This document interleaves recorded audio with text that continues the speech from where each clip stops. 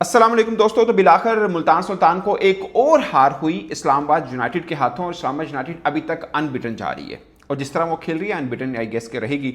मगर मुल्तान सुल्तान जिस वजह से हारी उसके ऊपर बाद में हो गई। रिजवान की बैटिंग, रिजवान की कैप्टनसी के ऊपर भी एक दो चीज़ें हैं जो बाद में बात करेंगे। मगर जो झगड़ा हुआ मैच के बीच उसके ऊपर बात बहुत ज़रूरी है। इफ्तिखार अहमद दूसरी इनिंग का 10वां ओवर कर रहे थे और मनरो खेल रहे थे, वो हटके मारने लगे। इफ्तिखार अहमद ने तेज बॉल कर दिया, 101 किलोमीटर फी घंटा की रफ्तार से बॉल था, जो अमूमन स्पिनर जो हैं, जो रेगुलर स्पिनर नहीं होते, उनके पास यही फार्मूला होता है कि बॉल को खींच देना यानी तेज कर देना।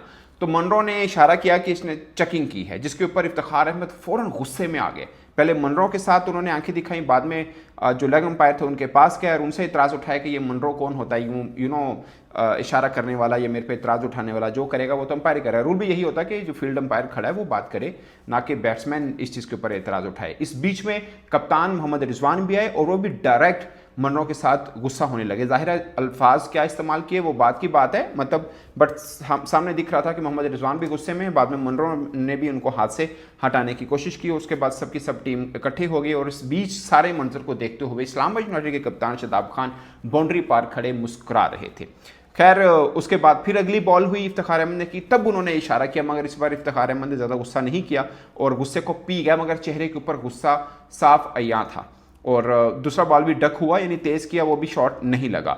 उसके बाद ब्रेसवेल का ओवर आता है और मनरो शॉट लगाते हैं और कैच पकड़ा जाता है। कैच पकड़ने वाला कौन है?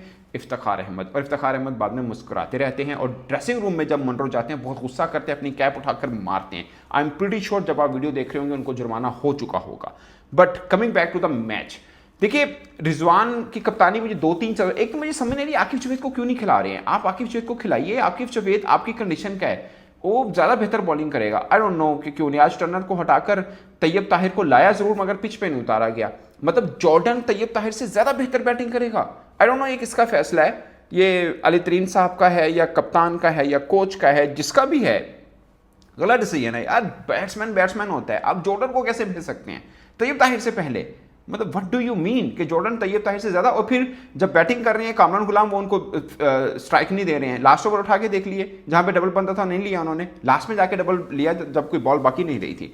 तो ये एक मुझे लगता है। और दूसरा मोहम्मद रिजवान की बैटिंग, जहाँ पर देखें एंड्रे गोस आकर, ये एक अमेरिकन क्रिकेटर है, कहते south African turn American cricketer है, मगर वो आके आपकी कंडीशन में यूँ ज़्यादा शॉट में खेल रहे हैं, आपके सब बॉलर की धुलाई कर रहे हैं। आप मतलब मोहम्मद रिजवान इतने सीनियर हैं, पाकिस्तान के कप्तान रहे हैं T20 में, इतने ज़्यादा रन हैं, हम हमेशा उनको, मैं एटलीस्ट बहुत रेट करता हूं, मगर आज उन्होंने क्या बैटिंग की है? 37 बॉलों पर 36 रन, 93 की स्ट्राइक रेट 37 बॉलों पर, और उसी पिच के ऊपर उन्हीं के साथ खेलते हुए 40 बॉल के ऊपर 61 रन कर रहे हैं उस्मान खान।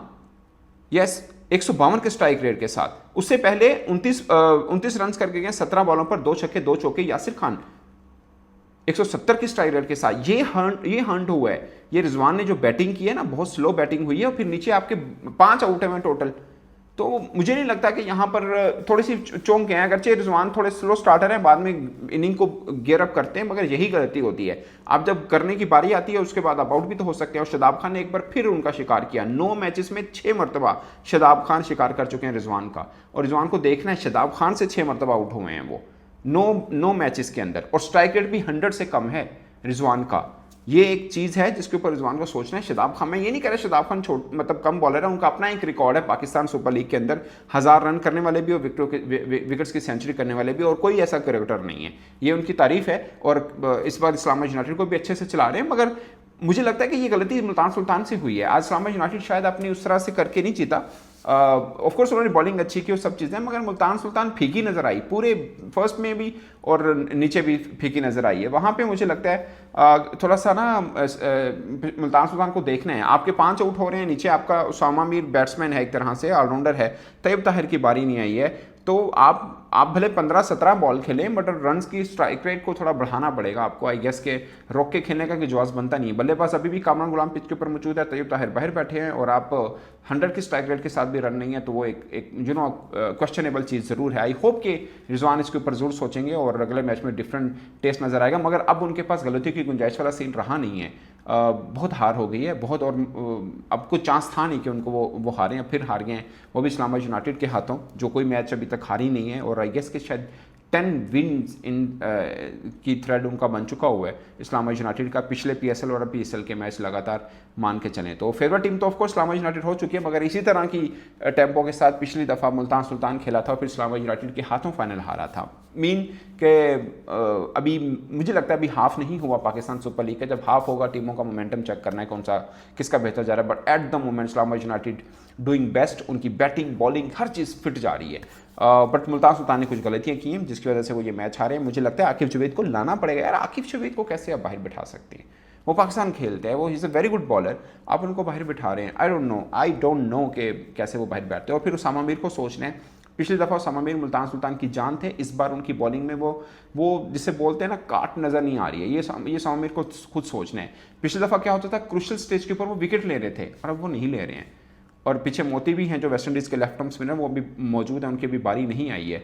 आई गेस के ये देखना है मुल्तान सुल्तान को और उसामा मीर को कि वो उनके लिए अहम हथियार हैं। अगर वो विकेट नहीं लेंगे तो मुल्तान सुल्तान के साथ वही होगा जो उनके साथ हो रहा है, यानी एक क्रिटिकल कंडीशन में पाकिस्तान सुपर लीग में दाखिल हो चुकी है मुल्तान सुल्तान की टीम, और यहाँ से निकलना सबको अपना हिस्सा डालना पड़ेगा। रिजवान का स्ट्राइक रेट बेहतर करना पड़ेगा, उसामा मीर को अपनी बॉलिंग में काट लानी पड़ेगी। आई गेस कि आकिब जुवैद को अंदर लाना पड़ेगा टीम के अंदर, प्लेइंग 11 के अंदर। और पिछले मैच के अंदर अच्छी इनिंग खेले इफ्तिखार, मगर उनको कंसिस्टेंसी लानी है अपनी बल्लेबाजी के अंदर भी। तो ये बहुत सी चीज़ें हैं जिसके ऊपर मुल्तान सुल्तान को वर्क करना है अगर उनको पीएसएल के अंदर इन रहना है, वरना कहानी बहुत मुश्किल नजर आ रही है इस पर दोस्तों। आप अपनी राय कमेंट के सूत्र में जरूर बताएगा। मेरी तरफ से इतना ही, इजाज़त दीजिए, अल्लाह हाफिज़।